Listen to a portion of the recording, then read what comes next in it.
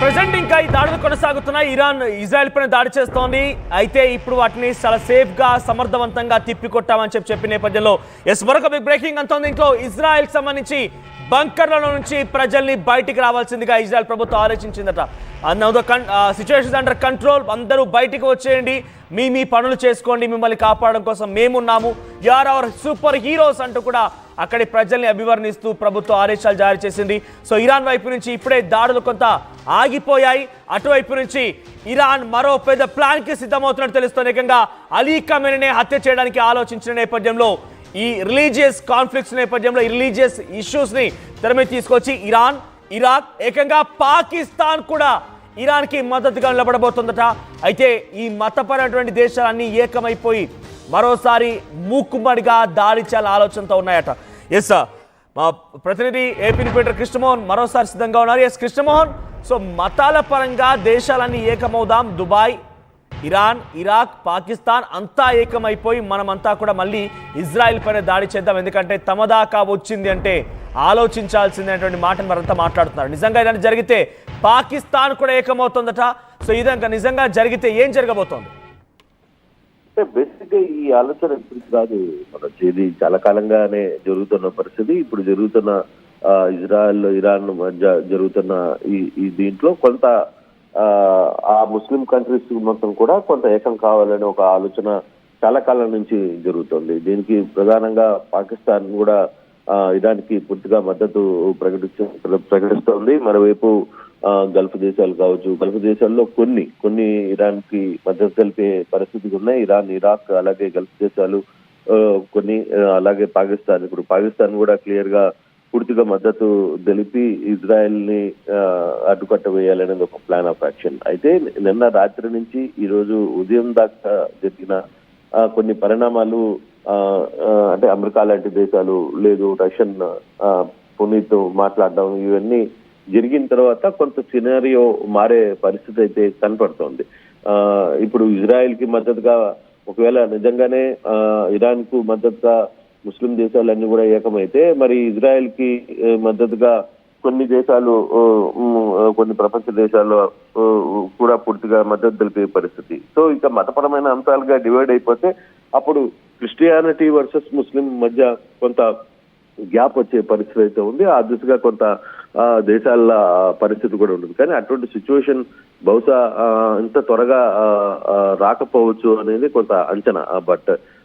But ఈ అంటే మతపరమైన అంశాలకు సంబంధించిన వ్యవహారంలో ఏ దేశాలు మధ్య కూడా కొంత గ్యాప్ ఉంది. బట్ ఏదైనా ఇప్పుడు జరుగుతున్న దౌత్యపరమైన అంశాలు కావచ్చు, లేకపోతే వరుసగా జరుగుతున్న ప్రపంచ దేశాల మధ్య జరుగుతున్న కొంత మీటింగ్స్ కావచ్చు, ఈ రెండు దేశాలు ఇజ్రాయెల్, ఇరాన్ మీద ప్రపంచ దేశాలు చేస్తున్న కొంత ఒత్తిడి కావచ్చు, దీంతో కొంత సమస్య పరిష్కారం అవుతుంది అని భావిస్తున్నప్పటికీ కూడా ఎక్కడ పూర్తి స్థాయిలో దాని మీద ఒక క్లారిటీ రావట్లేదు. రెండు దేశాలు వెనక్కి వెళ్తాయా, లేదు వాళ్ళ మధ్య ఎవరైనా పెద్దన పాత్ర పోషించే ప్రయత్నం చేస్తున్నారా? మరోవైపు ట్రంప్ నిన్నటి నుంచి మీరిద్దరు వెనక్కి వెళ్ళడం మంచిది, ఇరు దేశాలకి మంచిది అని చెప్పి ట్రంప్ చెప్తున్నప్పటికీ కూడా, కానీ రాత్రి జరిగిన దాడులు కావచ్చు, ఈ రోజు తెల్లవారుజామున జరిగిన దాడులు కావచ్చు, కొంత పెద్ద స్థాయిలోనే ఈ దాడులన్నీ కూడా జరిగాయి. సో అటువంటి పరిస్థితుల్లో ఇప్పుడు మనం మాట్లాడుతున్నట్టు మతపరమైన అంశాలని ధ్యేయంగా పెట్టుకుని దేశాలు ఆయా మతపరమైన ఉన్న దేశాలకు మద్దతు కలిపే పరిస్థితి ఉంటుందా అనేది కూడా ఒక చర్చ జరుగుతోంది. మరి ఒకవైపు ఇరాన్ కి ముస్లిం దేశాలని మద్దతు తెలిపితే మరి ఇజ్రాయెల్ కి ఎవరు మద్దతు తెలుపుతారు అనే ఒక చర్చ ఖచ్చితంగా వస్తుంది. అప్పుడు ఆ దిశగా అన్ని దేశాల్లో కొంత ఎక్కువ శాతం ఉన్న ఇజ్రాయెల్ కి ఎక్కువ మద్దతు జరిగే పరిస్థితి ఉంటుంది. సో అటువంటి పరిస్థితుల్లో ఉన్న సిచ్యువేషన్ ని కంట్రోల్ చేయడానికి ఇప్పటికీ ప్రపంచ దేశాలు అయితే చాలా వరకు ముందుకు వస్తున్నాయి. ఇప్పుడు ఇరు దేశాలకి మాట్లాడుతున్నారు, మీరు తగ్గాల్సిన పరిస్థితి ఉంది, వెనక్కి వెళ్లాల్సిన పరిస్థితి ఉంది. ఇప్పటికే పూర్తిగా ఇరాన్ చాలా పెద్ద స్థాయిలో నష్టపోయింది, దాన్ని కంట్రోల్ చేయాల్సిన పరిస్థితి ఉంది అని చెప్పి చెప్తున్న నేపథ్యంలో ఇరాన్, ఇరాక్, మరోవైపు అలాగే గల్ఫ్ కంట్రీలు కావచ్చు, ఇప్పుడు పాకిస్తాన్ రోల్ ఏ విధంగా ఉంటుంది? ఒక్కసారి పాకిస్తాన్ ఎటువంటి సపోర్ట్ ఇస్తుంది? పాకిస్తాన్ చెప్తున్న మాట ఏంటి? పాకిస్తాన్ డిఫెన్స్ మినిస్టర్ ఖ్వాజా ఆసిఫ్ ఈ విషయం పైన మాట్లాడుకొచ్చారు. ఒకసారి గతంలో కూడా డిఫెన్స్ మినిస్టర్గా ఉన్నటువంటి ఆయన ఇరాన్కి సపోర్ట్ ఇస్తున్నారని చెప్పి మాట్లాడుకొచ్చినటువంటి ఆ మాటలు కూడా పెద్ద ఎత్తున చర్చకు దారితీస్తాయి. ప్రపంచవ్యాప్తంగా అసలు మతపరంగా ఏ రకంగా దేశాలు ఏకమవుతున్నాయడానికి ఒక చర్చకు దారితీస్తే మరోసారి ఆయన ఇరాన్కి సపోర్ట్ ఇస్తున్నాను అన్నట్టుగానే మాట్లాడుకొచ్చారు. ఒకసారి ఖ్వాజా ఆసిఫ్ ఏం మాట్లాడారో చూద్దాం. ईरान की वसातत से मुकम्मल यकजहती का इजहार हम करते हैं अपने ईरानी भाइयों के, और इस आजमाइश की घड़ी में हम उनके साथ हैं, हर तरीके से उनके साथ हैं। उनको जिस किस्म की ज़रूरत होगी इंटरनेशनल लेवल पे, यूनाइटेड नेशंस पे या किसी और अदारे पे या इस्लामिक कॉन्फ्रेंस के अदारे पे, कहीं भी हम उनके मफादात का जो है तहफ़्फ़ुज़ करेंगे इंशाअल्लाह ताला। वो हमारे भाई हैं, हमारे हमसाए हैं, उनका दुख दर्द, उनकी खुशियाँ, उनका गम जो है हमारे साथ जो है मुश्तरक है। వాటి చూసారు కదా, వాళ్ళ బాధ, దుఃఖం, సంతోషం అన్నీ మేము పంచుకుంటాం. మా సోదరులు ఇరాన్ ఇబ్బంది పడుతుంటే మేము చూస్తూ ఊరుకోలేం, డెఫినెట్గా మా సపోర్ట్ని ఇరాన్కి అందిస్తామన్నటువంటి మాటని ఖ్వాజా ఆసిఫ్ మాట్లాడుకొచ్చారు. సో మరి ఇక్కడ ఉగ్రవాద దేశంగా పేరున్నటువంటి పాకిస్తాన్ మరోసారి ఇరాన్కి పూర్తిగా మద్దతునిస్తోంది అంటే ప్రపంచ దేశాలు ఎలా చూడాల్సిన అవసరం ఉంది. ఇటు పాకిస్తాన్కి మొన్న మధ్య ఇండియా భారత్ నేపథ్యంలో యుద్ధం తర్వాత కొంత డీఎస్కలేషన్ కోసం అటు అమెరికా సంప్రదింపులు జరిపిందని ఏకంగా డొనాల్డ్ ట్రంపే చెప్పుకొచ్చారు. మరి అటువంటి సిచ్యువేషన్లో ఇప్పుడు మరి ఇజ్రాయెల్కి సపోర్ట్గా నిలబడ్డ అమెరికా అటువైపుగా పాకిస్తాన్ ఇరాన్కి సపోర్ట్ చేస్తుంటే ఎలా చూస్తున్నా చూడాల్సిన అవసరం అయితే ఉంది. ఎస్ కృష్ణమోహన్, సో ఇది సిచ్యువేషన్. సో ఈ రకంగా బహిరంగంగానే ప్రకటిస్తున్నారు. ఏకంగా పాకిస్తానే కాదు, సౌదీ, దుబాయ్, ఇక ఇతరత్ర దేశాలు అన్నీ కూడా సపోర్ట్ రాబోతున్నాయి. ముఖ్యంగా ఇరాక్ అయితే ఏకంగా ఇజ్రాయెల్తో బార్డర్ షేరింగ్ ఉంది. సో ఆ బార్డర్ షేరింగ్ కూడా కనబడుతోంది. సో ఈ సిచ్యువేషన్లో ఈ దేశాలన్నీ ఏకమై యుద్ధానికి రంగంలోకి దిగితే ఏకంగా అలీ ఖమేని టార్గెట్ చేస్తూ వస్తున్నారనేటువంటి విషయంలో అంతా అలర్ట్ అయిపోయి రంగంలో కనుక దిగితే పరిస్థితి ఏంటి? అంటే కొత్త దేశాల మధ్య ఈ విధంగా కానీ పరిస్థితి కానీ ఉంటే మూడో ప్రపంచ యుద్ధం ఖచ్చితంగా దారితీసే పరిస్థితి కనబడుతుంది. కానీ అటువంటి సిచ్యువేషన్ రాదు, అంత సిచ్యువేషన్ అంత ఈజీగా వచ్చే పరిస్థితి లేదు.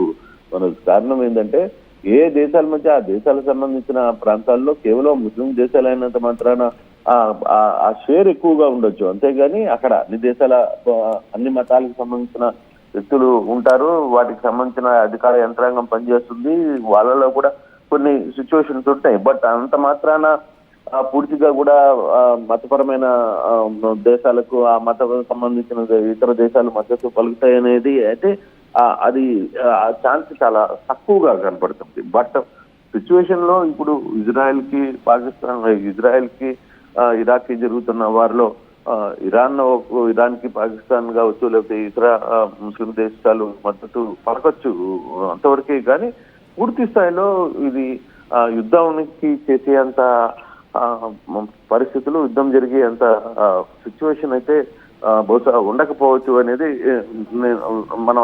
నాకు అర్థమవుతుంది. బట్ ఉన్న పరిస్థితులు చూస్తున్నప్పుడు మాత్రం ఇప్పటికీ ఇరాన్కి ఇజ్రాయెల్కి మధ్య జరుగుతున్న ఈ వ్యవహారంలో కొంచెం కూల్ డౌన్ చేయాలి అనేది చాలా క్లియర్ గా అనుకుంటున్నారు. ఆ దిశగానే ఈ రెండు దేశాల మధ్య కొంత ఒత్తిడి అయితే ఇక ఈ రాబోయే 2 రోజుల్లో ఖచ్చితంగా అగ్రరాజ్యాలన్నీ కూడా దీని మీద ఒత్తిడి చేసే ప్రయత్నం ఖచ్చితంగా చేస్తాయి. ఆ దిశగానే ముందుకు వెళ్ళబోతున్నా అనేది స్పష్టమవుతుంది.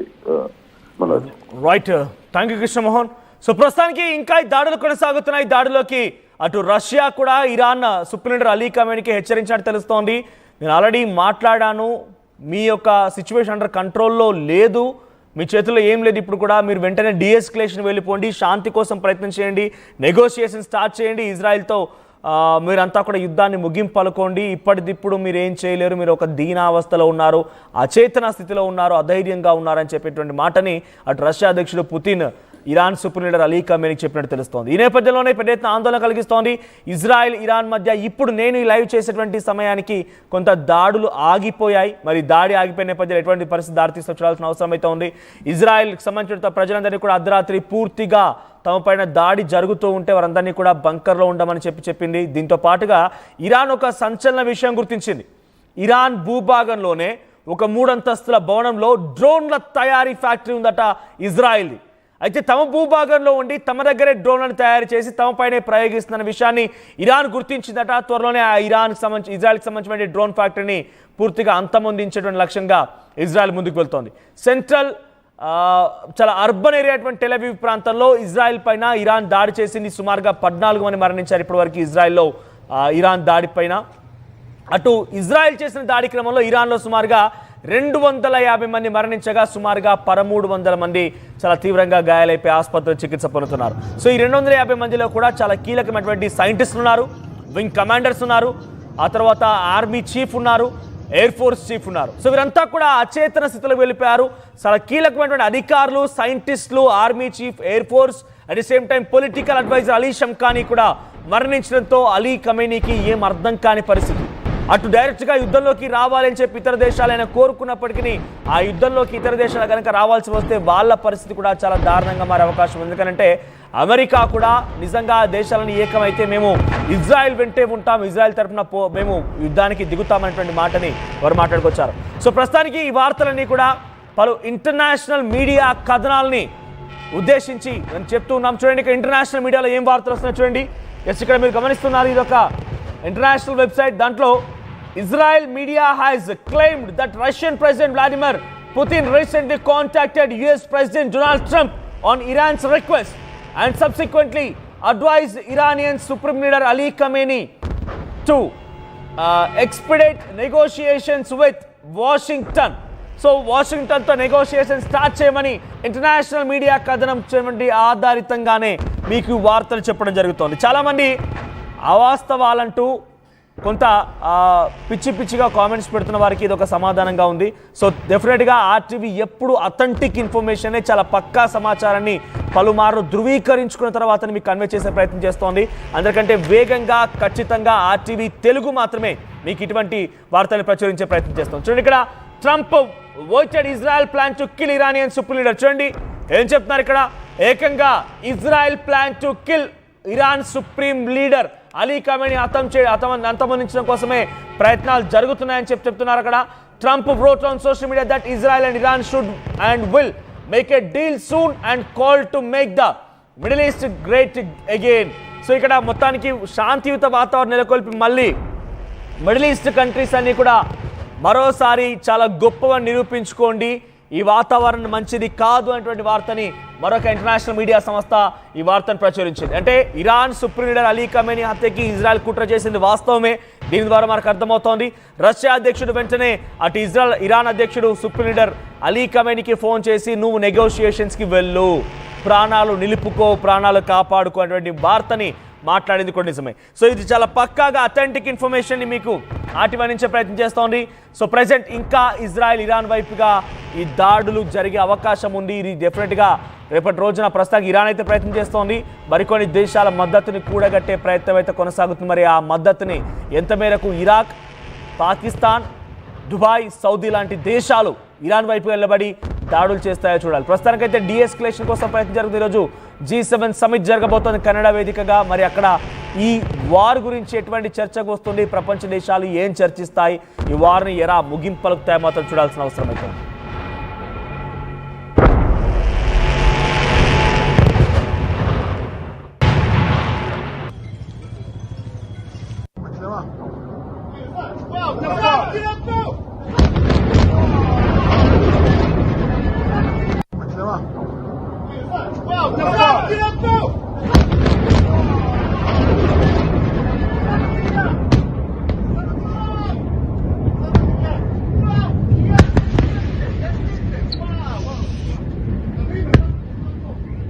Boa, Bibo!